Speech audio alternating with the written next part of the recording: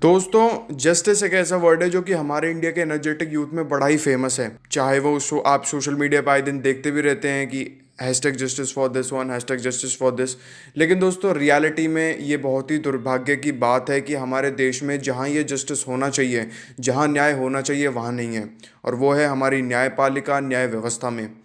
दरअसल में दोस्तों आए दिन आप देखते रहते होंगे कि बहुत ज़्यादा वुमेन के खिलाफ ग्रेव क्राइम्स और सीरियस क्राइम बढ़ते जा रहे हैं। दरिंदगी को अंजाम दिया था इसी गांव के 4 युवकों ने मिलकर।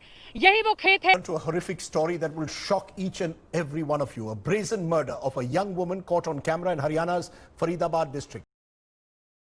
आपने सोचा भी होगा क्यों क्रिमिनल्स के मन में ये लॉ का, ये पनिशमेंट का डर कहाँ से चला गया। और दोस्तों कहीं ना कहीं इसका कारण हमारी न्याय व्यवस्था है, हमारी जुडिशरी है। हमारी न्याय व्यवस्था, हमारी जुडिशरी बहुत ही ज़्यादा इनफेमस, बदनाम है डिलेइंग ऑफ जस्टिस, यानी कि जस्टिस को थोड़ा देर में लाने के लिए।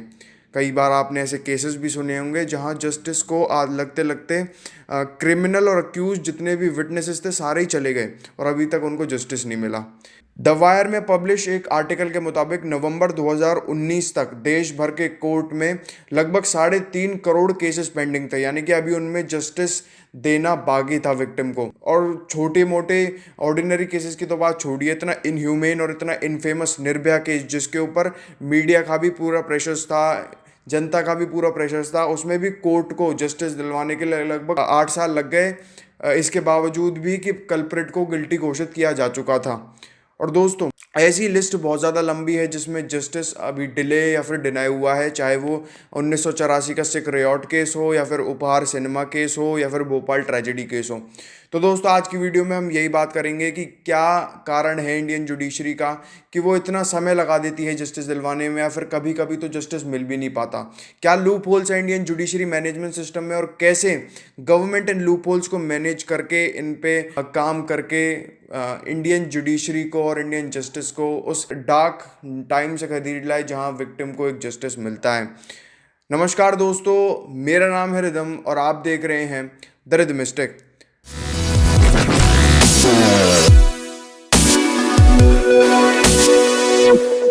भारत में डिलेड जस्टिस का सबसे पहला कारण बताया जाता है वो है कोर्ट्स में जजेस की कमी। इंडियन गवर्नमेंट डेटा के मुताबिक भारत में हर 10 लाख लोग पे केवल 19 जज हैं। और दोस्तों अगर इसकी तुलना और कंट्रीज से की जाए, जहां अमेरिका में लगभग 107 जजेस हैं 10 लाख लोगों पर, और कनाडा में 75 जजेस, तो दोस्तों इसी मैन पावर और जजेस की कमी के कारण केसेस को हियर करने वाला कोई जज ही नहीं मिलता और उन केसेस की लंबी फाइल जमती जाती है। जजेस ना मिलने के कारण केसेस को बंद कमरे में धूली मिलती है। और दोस्तों जैसा कि मैंने पहले ही बताया आपको कि लगभग 3.5 करोड़ केसेस अभी कोर्ट्स में पेंडिंग है टिल नवंबर 2019। दोस्तों कोर्ट्स में जजेस की कमी को और एडअप करता है lack of talented and the competent जजेस। दरअसल में दोस्तों भारत में लोअर कोर्ट्स या फिर सबऑर्डिनेट कोर्ट्स में जजेस की सिलेक्शन जो होती है वो एनुअल कॉन्फिडेंस रिपोर्ट और सुपीरियोरिटी के बेसिस पर होती है, जिसके कारण कुछ इनएफिशिएंट और इनकम्पिटेंट जजेस भी हायर कर लिए जाते हैं और वो इंडियन जुडिशरी और जस्टिस पर फर्दर बर्डन का काम ही करते हैं। दोस्तों मजीद मेनन जो कि सीनियर एडवोकेट हैं और राज्यसभा में मेंबर ऑफ पार्लियामेंट हैं, उन्होंने बताया कि कैसे ओल्ड एनार्किक लॉज, यानी कि जो बहुत पुराने लॉज हैं जो दशकों पहले बने थे, उनका आज के करंट सिचुएशन में कोई भी रेलिवेंस नहीं है, वो कैसे मिसयूज़ करे जाते हैं। और एक बहुत बड़ा कारण है इंडियन जुडिशरी में जस्टिस को डिले करवाने में। दोस्तों ये सीआरपीसी के कुछ पुराने और अनार्किक लॉज इसलिए बने हैं ताकि डिफेंस काउंसिल, यानी कि अक्यूज्ड को मौका देते हैं अपना बचाव करने के लिए और अपने ह्यूमन राइट्स को सुरक्षित करने के लिए। लेकिन दोस्तों यही लॉज़ों का मिसयूज होता है। दोस्तों इसका सबसे बड़ा एग्जाम्पल है निर्भया केस का, जिसमें मार्च 2014 में कोर्ट ने अक्यूज्ड यानी कि गिल्टी के खिलाफ डेथ वारंट दे दिया था, यानी कि उन्हें सजाए मौत सुना दी थी। लेकिन दोस्तों लगभग 6 साल लग गए उनको फांसी लगाने में, यानी कि डिफेंस काउंसिल ने 6 साल तक इस केस को एक्सटेंड करा इन्हीं एनार्किक और पुराने लॉज का इस्तेमाल करते हुए। और दोस्तों ये हमारे इंडियन जुडिशरी सिस्टम में एक एग्जिस्टिंग लूप होल्स को बहुत ही अच्छी तरीके से दर्शाता है, जिसके ऊपर हमारी सरकार और हमारे सिस्टम एडमिनिस्ट्रेशन को गौर करना बहुत ज़रूरी है। दोस्तों एक Mumbai based think tank IDFC institute का एक सर्वे करा था, safety trends and reporting of crime survey. उसमें एक बात सामने आई, उसमें सामने आया कि लगभग 6 से 8% थेफ्ट क्राइम यानी कि चोरी की वारदातें पुलिस में रिपोर्ट करी गई हैं। बाकी 94 to 96% का तो कोई ऑफिशियल रिकॉर्ड ही नहीं है और ना ही उनकी कोई एफआईआर करवाई गई है। दोस्तों इसका सबसे बड़ा कारण है एक तो कॉम्प्लेक्सिटी ऑफ लीगल सिस्टम, बहुत ही ज़्यादा कॉम्प्लेक्स है इंडिया का लीगल सिस्टम, और दोस्तों साथ साथ में ही lack of awareness about this system. तो दोस्तों इसके कारण जो भारत के लोग हैं वो इंडियन लीगल सिस्टम में एंगेज होने से पहले कई बार सोचते हैं और बहुत ही अनकंफर्टेबल फील करते हैं, क्योंकि भारत में तो बेसिक अवेयरनेस भी लीगल सिस्टम के लिए स्कूल और कॉलेजेस में नहीं दी जाती। आपको या तो लीगल सिस्टम जब आप जज बन रहे होते हैं तब पढ़ाया जाता है, या फिर अगर आप लॉयर की पढ़ाई कर रहे होंगे तब पढ़ाया जाता है, जिससे कि लॉयर की इंपॉर्टेंस ज़्यादा बढ़ जाती है इंडियन जुडिशरी सिस्टम में, और हद से ज़्यादा।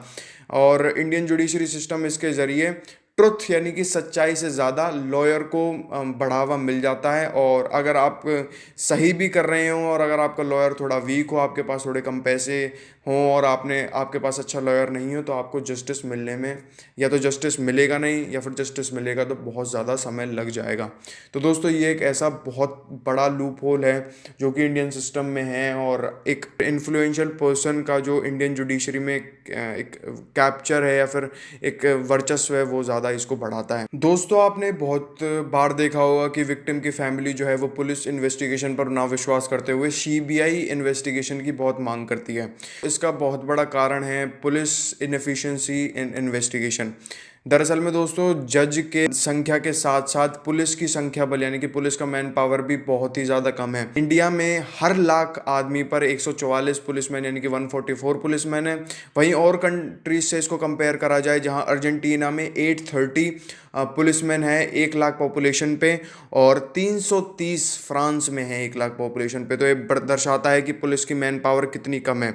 और साथ साथ में दोस्तों पुलिस डिपार्टमेंट जो है वो दो चीज़ों के लिए रिस्पॉन्सिबल होता है, लॉ एंड ऑर्डर और इन्वेस्टिगेशन।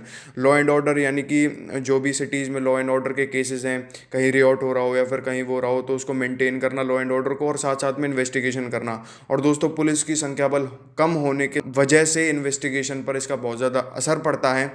और दोस्तों जो पूरी चार्जशीट होती है केस की, जिसमें पूरा ब्यौरा और पूरा इंसिडेंट जो पुलिस बनाती है, उसको फाइल करने में कोर्ट में बहुत ज़्यादा समय लग जाता है, जिसकी वजह से जस्टिस भी डिले होता है। तो दोस्तों ये थे कुछ लूप होल्स हमारे इंडियन जुडिशरी सिस्टम में, जिसकी वजह से हमारा जस्टिस जो है वो सफ़र कर रहा है। हमारे विक्टिम्स जो हैं वो आज जस्टिस लेने में थोड़ी दिक्कत हो रही है, मिल रहा है लेकिन समय से मिल रहा है। दोस्तों मैंने इस वीडियो में रिफॉर्म्स ऐड अप नहीं किए हैं, इस वीडियो में रिफॉर्म्स नहीं बताए, क्योंकि अगर मैं बताता तो ये वीडियो कुछ ज़्यादा ही लंबी हो जाती।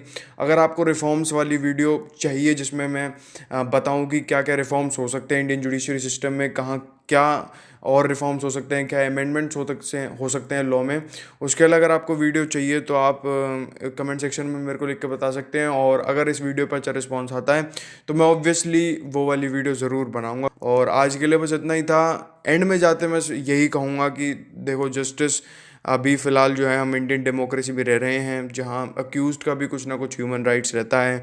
हमारे जस्टिस कई लोग ऐसा बोलते हैं कि हमारा जो सिस्टम है वो ये कहता है कि कोई बेगुनाह को सज़ा ना हो, इसलिए थोड़ी समय लगता है इस जुडिशरी में। हमें जब तक ये रिफॉर्म्स नहीं होते, हमें ऑब्वियस सी बात है हमें फेथ रखना पड़ेगा अपनी इंडियन जुडिशरी में। तब तक के लिए वैसे इंडियन गवर्नमेंट को और एडमिनिस्ट्रेशन को कदम अब उठा लेने चाहिए, क्योंकि पुलिस के पकड़ने तक और फिर 10-20 साल तक लटके रहने तक केसेस को ये एक तरीके से जस्टिस डिनाई हुआ, justice delayed is justice denied.